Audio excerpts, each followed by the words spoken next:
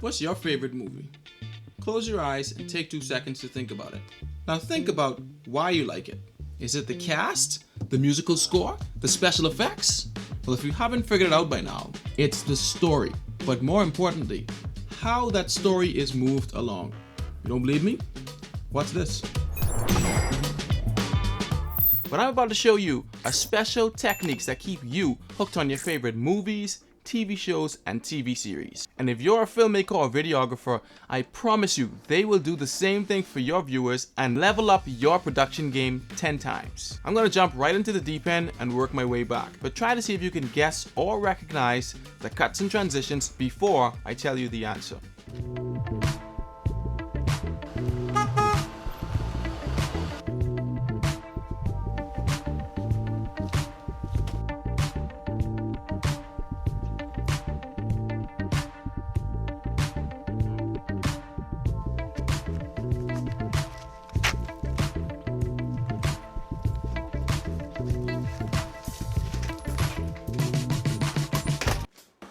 This special editing technique is called parallel editing, and it seeks to build real or perceived suspense. Depending on the situation, the two events can converge on each other, like it did here, or sometimes there's an action happening at the same time, and at the point of perceived convergence, we realize that they are two mutually exclusive events. Either way you do it, it's really good. The second transition is one that we see a lot in movies and videos, and it's very impactful. But do you know what it's called? We'll take a wild guess. Okay, we reach. This is the smash cut, and it is created by cutting from an intense scene to a relaxed one very abruptly using a simple cut, or vice versa.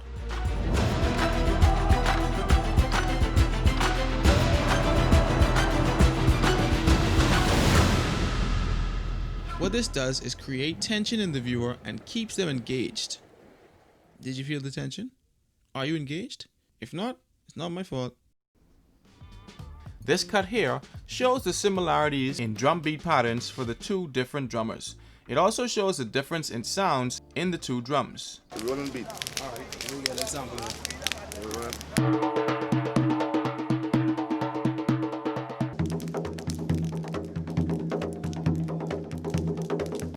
Here, I thought it would be kinda cool if I teleported via furniture from one part of the room to the next. Now, was that effective? Maybe. Was it fun? Hell yeah! This cutting technique is used when you want to show direct comparison or contrast between two identical clips. Can you guess the name? It's the match cut. The cool thing about a whip transition is you could even transition to yourself. Woo-hoo!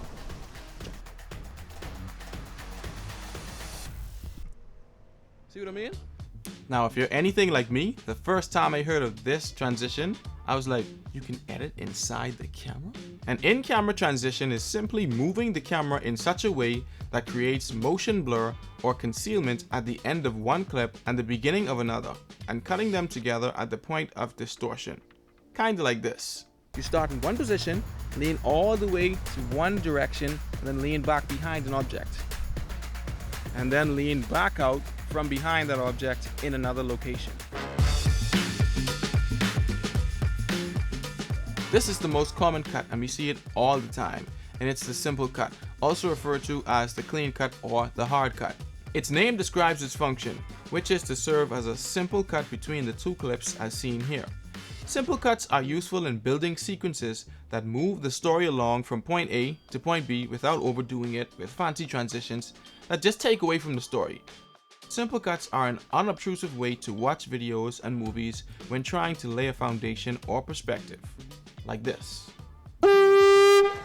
It's pucker in your mouth. If you blow like a blowing up balloon, it won't blow. Won't make the sound. So you have to pucker and blow.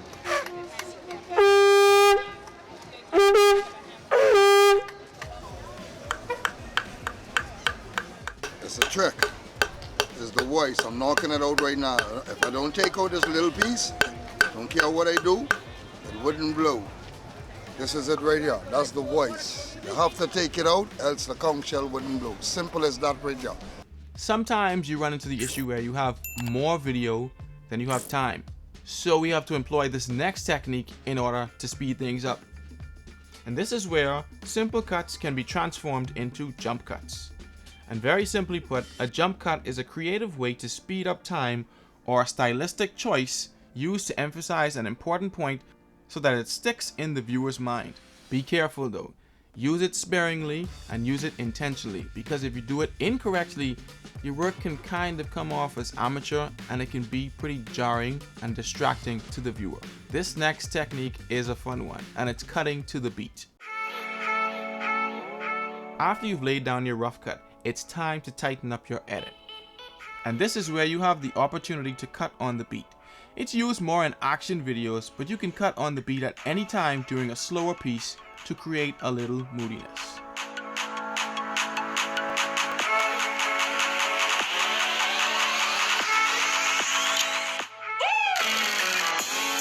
These next two transitions are particularly effective in keeping the viewer's attention, and you'll see why. The J-cut gets its name from the shape it makes on the edit timeline, as the audio from clip 2 pulls the viewer forward while the video from clip 1 is still on screen. It's an audio trigger that teases the next scene with immediate effect. And the man in front of you, you feed off of him. The direct opposite of the J-cut is, you guessed it, the L-cut, for the same reason. It kinda looks like an L on the edit timeline. It's an audio trigger that holds the previous scene in your mind while looking at a new picture on screen from the next scene. The man hitting first, this man hitting second. What you do is you beating the drum. If you plan it out well enough, you can sequence 2 to 3 different cuts together to create something like this. The rolling beat. Alright, we get an example of it.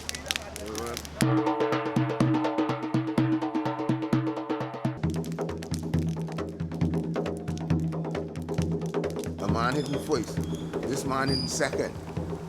What you do is you beating the drum, and the man in front of you, you feed off of him.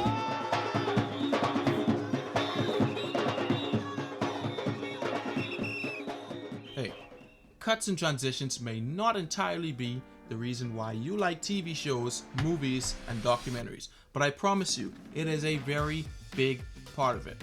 Check out this video for more slick editing and transitions. And remember to subscribe if you haven't already, and share this video to everyone that you know.